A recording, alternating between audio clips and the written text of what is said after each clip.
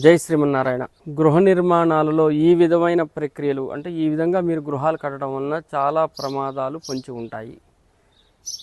గృహ నిర్మాణాలు చేసేటప్పుడు మనం కొన్ని ఇంపార్టెంట్ అయినటువంటి థింగ్స్ని మర్చిపోకూడదు. ముఖ్యంగా పునాదుల విషయాల్లో మీ గృహానికి పునాదులు వేయటం లేదా మనం జాగ్రత్తగా పరిశీలన చేసి వేయించుకోవటం మంచిది.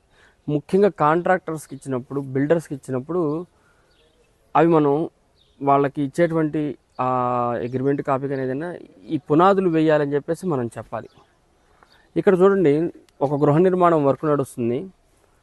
వాళ్ళు ఏం చేస్తారంటే, సాధారణంగా ఏం చేస్తాము, ఇంటికి పునాది వేస్తాము, ప్రహరీకి పునాది వేస్తాము. కానీ ఇప్పుడు జనరేషన్ అంతా ఇంటికి పునాది వేయట్లేదు, ప్రహరీలకు పునాది వేస్తున్నారు.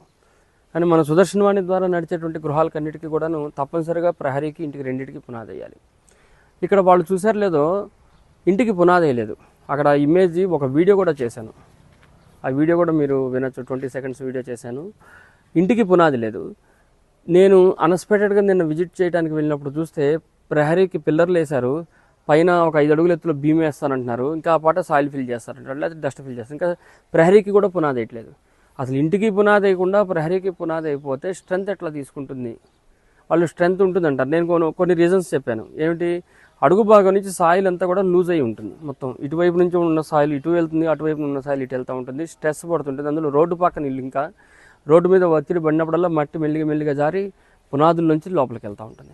అట్లా కాకుండా మనం పునాది వేస్తే ఎంతో ఉపయోగకరంగా ఉంటుంది. స్ట్రెంగ్త్ ఆఫ్ ద బిల్డింగ్లో ఇది ఇంపార్టెంట్ అని చెప్పి నేను అనుకున్నాను. ముఖ్యంగా శాస్త్ర ప్రమాణాలు కూడా పునాది అనేది చాలా మటుకు మనం వేసుకోవాలి. అది వేయని పక్షంలో కనుక అయితే కనుక ఇంటి లోపల గుంటలు పడిపోయి, బండలు జారిపోయి ఇల్లు కిందకి దిగే అవకాశాలు ఎక్కువగా ఉంటాయి.